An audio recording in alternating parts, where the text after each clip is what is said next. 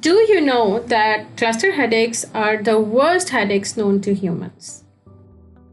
I'll start the lecture with a quick question. What is the common name or nickname given to cluster headaches? A. Stress headache. B. Thunderclap headache. C. Suicidal headache. The answer is suicidal headache. It is a scary nickname, isn't it? This is because the severe intensity of pain leads to suicidal ideation in some patients. So in this lecture, we are going to discuss all about cluster headache.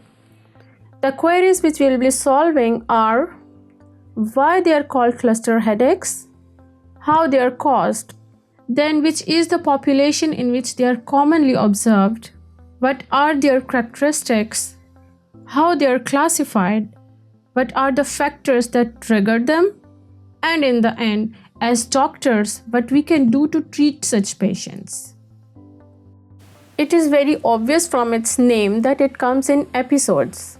Patients can have 1 to 8 episodes in a day, and each episode lasts for a minimum of 15 minutes to a maximum of 180 minutes. It can continue for 1 week or several weeks or even months.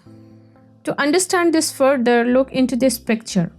The vertical lines represent days in a week and the red dots represent attacks in a day. Patient can have 1 or several weeks of such pain and then there is a gap and the patient is totally pain-free for months or even years. And then there is another cluster of headaches lasting for weeks and so on. I hope the pattern of attacks is well understood. Now let's move on to pathophysiology of cluster headache.